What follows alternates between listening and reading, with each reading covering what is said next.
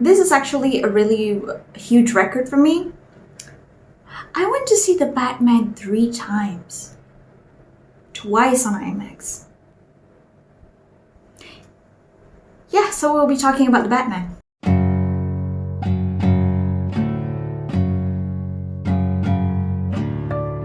As a diehard fan of a non-alien, non-magical being superhero, I'd say Batman is the top of my list. I love Batman before I discovered Iron Man. And if you ask me to choose one or two, I chose Batman. I've always been a DC girl more than an MCU girl.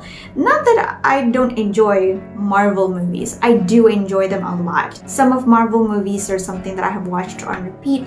I enjoyed them thoroughly, and I felt sorry for DCEU because they got some compelling stories to tell. Some of DC stories actually have a lot more complex and more mature philosophical and thematic issues that they pose, but they just happen to be a victim of the wrong production or the wrong director or released at the wrong time, which is why I've always been like, every single time like DC release a movie, I will always eat them up, even if they're terrible, even if they're bad. When I watched Justice League, the Whedon cut, I was super disappointed because I watched the Justice League cartoon when I was a kid and I loved it. And then we have the Snyder Cut Justice League and like the potential they could build. The Snyder Cut really deserves its place on cinema. It is such a shame that we do not get that opportunity. And then Matt Reeves arrived with the Batman. I never had doubts about Robert Pattinson's acting ability. When he was announced as Batman, I remembered how people were so angry. And some of those people are actually my friends. One of the most iconic superheroes is going to be played by a sparkly vampire. Here's what I have to say.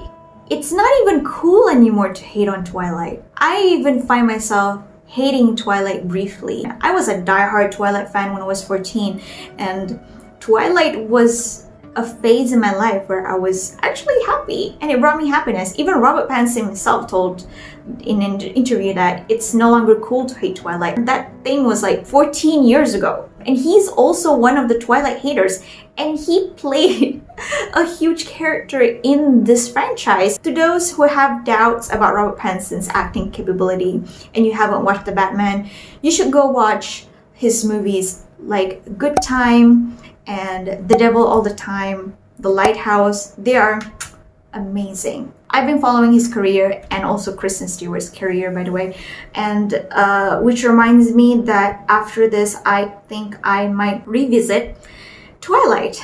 So in this video, we're going to talk about the 5 things that I love about Matt Reeves' The Batman. We're going to start with the soundtrack. I think that this soundtrack is probably one of the best thing I've experienced on IMAX. The beats and everything, the score. It's been 2 weeks now and I have been listening to Batman soundtrack on a loop. I listened to it as I was driving to work. I listened to it as I go back home from work, and I was like, I feel like a badass superhero, honestly. It's a really awesome soundtrack, and it is definitely best experience on IMAX. Just listening to the soundtrack on YouTube is already a treat. Imagine listening to it on IMAX. It's definitely an experience. The second thing that I love about the Batman movie is the Gotham City. Now, as a fan of the Nolan Batman trilogy, when you watch Matt Reeves' Batman, you realize the flaw that is in Nolan's trilogy.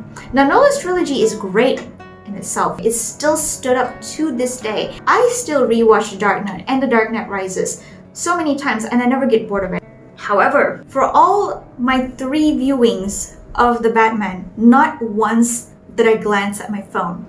And it's a very long movie. It's 2 hours and 45 minutes. It never took away my focus. And I watched the movie 3 times, and all 3 times I've been glued to the screen.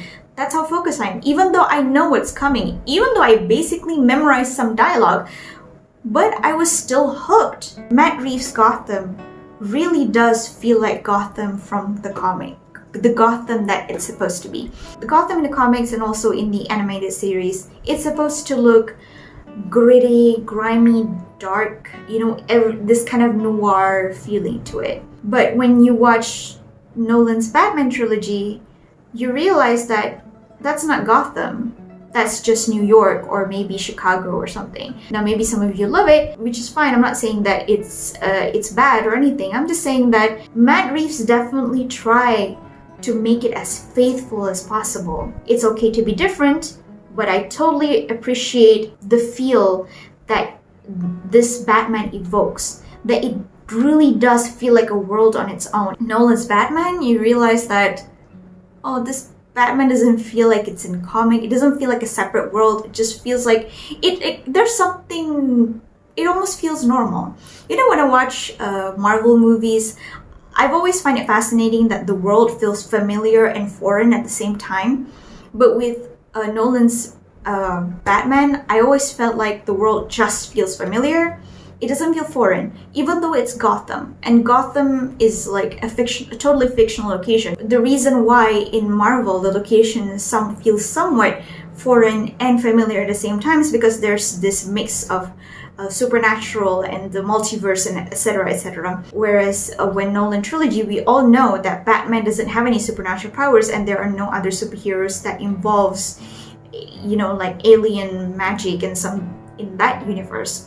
So yeah, the world feels grounded in reality, but you need to have this fine line between fiction and reality. So when you look at Matt Reeves' Batman and you look at the Gotham that he displayed, I just feel like, wow, this man knows. He knows the material that he's adapting from.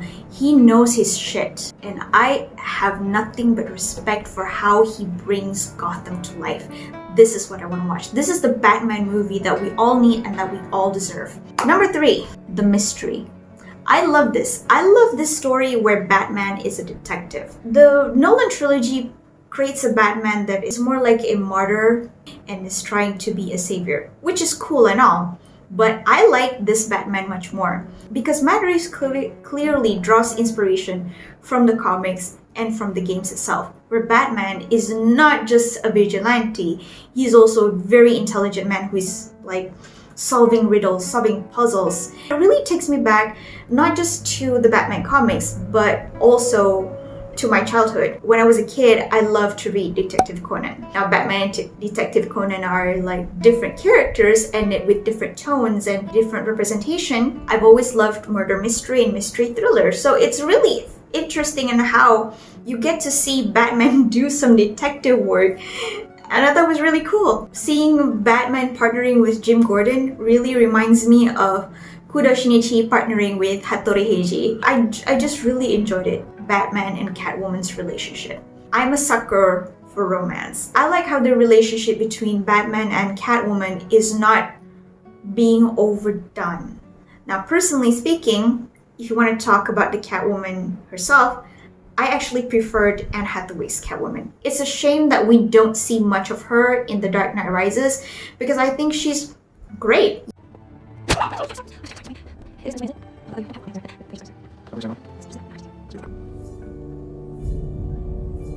Oops. Yes, people have complaints about her fighting style, how like it's not like practical for her to have her hair down like that. I feel like that's an artistic choice. You gotta blame Christopher Nolan for that and not Anne Hathaway. Anne Hathaway's performance as Catwoman was both sexy, sultry. She is thankfully spared from the cheesy cat pun. I really appreciate Anne Hathaway's sophistication in her portrayal of Catwoman. I think that one of the best moments in The Dark Knight Rises is during the ball scene when they dance and they talk about society and everything. Storm coming, Mr. Wayne. You're all gonna wonder how you ever thought you could live so large and leave so little for the rest of us. I wish that we have more chance to develop their relationship instead of Bruce Wayne having a relationship with Talia al Ghul. Marion Cotillard is a great actress, I love her, but not in this one. This one I want to see Christian Bale and Anne Hathaway, Bruce Wayne and Selina Kyle, Catwoman and Batman. That's what I want to see. Your wife said you were taking a cab home. My wife? In Matt Reeves' Batman, I'm actually quite grateful that we have their relationship that really feels sexy. I think I saw a comment on YouTube that says Batman is a clear virgin, considering how he reacts to Catwoman. kissing him, and I was like, you know what, actually, yeah, I can see that. The relationship between Catwoman and Batman definitely doesn't feel forced. They have a natural progression. They actually have this cool dynamic between them, and every moment when you see them being close to each other in the cinema hall, I was like, God, you guys just kiss. The Bat himself, like Robert Pattinson, this is his best role. This is the ultimate Batman. This is the best Batman ever. Like, no disrespect to Christian Bale. Christian Bale is also an amazing Batman, and I'm still a fan. But I gotta say, Robert Pattinson is the better Batman. Top tier Batman. Robert Pattinson Batman actually emotes through his mask. Like, when I watch Nolan Trilogy, I don't really feel like Christian Bale was able to emote that well through his outfit. I never had any problem with Bale Bat, but the moment when I saw what Robert Pattinson did with the character, I just immediately feel like Robert Pattinson was able to emote through his mask, through his bad voice. Like, you can see how much emotion and how much anger and how much sadness and depression that he's having. And he barely says a thing. His character in this story is actually very quiet. And I hope that they actually maintain this characterization of him in the next installation, because I understand that Christian Bale's Batman is going for like, oh, he's a player by day and a vigilante by night. But Robert Pattinson Batman, it goes for the more quiet and reserved and depressed Bruce Wayne. But then when you think about it, like, how can you be a vigilante at night? You endure, you take all these hits, you fight crime, you face the scum of the earth at night, and then you wake up in the day, face society like as a chipper, like charismatic playboy. How can you do that? You can give excuses all you want, like, oh, he's Bruce Wayne, he can do whatever he wants, but this Batman is more grounded and more realistic. He's just like a shut-in, he's a recluse, like he's so tired. You can tell by the redness in his eyes that and the eye bags that he has. He even finds sunlight, unpleasant. Shout out to him being a vampire, by the way, but still, Robert Pattinson's Batman is how a Batman would exist in real life. I actually really hope that Matt Reeves remove the playboy aspect from Robert Pattinson's Batman, maintain the detective aspect of Batman being a playboy. I've seen it enough on Tony Stark. For once, let's just not do that. And yeah, and those are the 5 things that I absolutely enjoyed about the Batman. This Batman is super amazing, and I'm not trying to pander to like the consensus. I genuinely think that this Batman is good. And on that note, I also want to say that I find it really strange because the Batman started off having really good ratings on Rotten Tomato with 96, and then recently I checked that it reduced to 86, and I was really surprised. I decided to check out some of the reviews on Rotten Tomato. We'll see about that, because I saw some of them and they don't make any sense. It is clear that whoever wrote this review is just trying to be edgy, like, I don't like popular things because I'm super duper edgy. Look, it's okay for you not to like popular things. I'm not a fan of The Shining. And The Shining is like touted as one of the best written movies of all time, best written horror movies of all time. I respect the art, but if you ask me to say, is it scary? I don't feel scared watching The Shining. I am so sorry, but I do understand. I actually make the effort to educate myself. Why does The Shining work? I understand why it works. I just don't think that it works for me as a horror movie. There's like 400 critics reviews and stuff. I'm just gonna look at the people that are supposed to be movie experts or something. I just want to see how good they are, and like, because I swear to God, I've seen some really nonsensical one. Let's look at some shit critics right here. The movie's inability to imagine its superheroes and supervillains with any meaningful psychological identity is of a piece with the failure to imagine ordinary people with any degree of individuality. There's a full review there, but I'm not gonna check it out. I don't think I need to read it full. First of all, when you talk about psychological identity, excuse me, the whole movie is about Batman's dealing with his psychological identity. He's trying to find his place in Gotham. He's wondering why is he not making any effect on Gotham's crime rate, even though he's been doing Batman shit for 2 years. He's second guessing himself. He's dealing with his parents' dark past, and like he thinks that he's living in a lie. If that's not psychologically enough to you, I don't know what is. Matt Reeves' meandering, faux profound take on Batman spends an overlong runtime telling women to shut up and do as they're told or face the consequences? Is it because of Catwoman? If you're trying to cater to ultra-feminists, well, I already don't like you because most of those ultra-feminists are Karens anyway, so what else? Catwoman also has a journey. She has a character arc, somewhat of a character arc, that she has to go through. And this movie, as much as you want it to be about her, this is not about her. Even though you can say that, oh, she's just another sexy love interest. No. Catwoman saves Batman. Batman has his moments of weakness. Batman has his moments where he needs Catwoman. And there's nothing wrong with that. Plus, there are plenty of women-centric stories that villainize men or like straight up says that, oh, men are useless without women. Since, you know, you want to cater to feminism, no one's going to say negative things about that. So, yeah, that's Hollywood to you, by the way. Controversial opinion. A Batman movie should not be longer than The Godfather.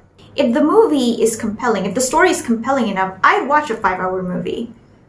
It's not about the duration, it's about you having a short attention span, possibly because watching too much TikTok, by the way. It's the kind of fat, clumsy imposter that a real Batman movie would tie up and leave at the scene of a crime in order to limit the damage it might do to itself and others. I could say the same to your receding hairline, but okay, whatever. Those are the critics, the so-called experts of movies. Yeah, they're just... I don't like how they're all trying so hard to be super edgy and pretentious. Maybe I do commit some of the same errors, but I hope not. I will always try to make myself understand, like, if something that is good, but I just don't like it, I will try to understand why it is the way it is, because this involves some other people's livelihood. People pour their heart and soul on The Shining, and people actually studied The Shining in film schools, and there has to be a reason why, even though I don't fully understand, but I make an effort to understand as much as I could, because this is someone's skill, this is something that I could learn from, even though I still ended up not liking it. Anyway, that is all from me. That is all from my rant and my comments against the a-holes at Rotten Tomato. Have you guys watched The Batman? Let me know what you think about it. I think it's great. I think it's a 10 out of 10. Absolutely loved it. The movie does not try too hard to be funny or to be like an MCU, but if you want to watch the movie, watch it with caution. If you're the kind of person that likes a lot of Marvel movies, that likes movies that are like laden with plenty of jokes, then this might not be a movie for you. But if you want to watch an authentic Batman movie straight from the comics, this is the movie for you. And if you like detective stories, all the more reason why you should watch it. And thank you guys so much for watching, and I'll see you guys in the next one. Bye-bye.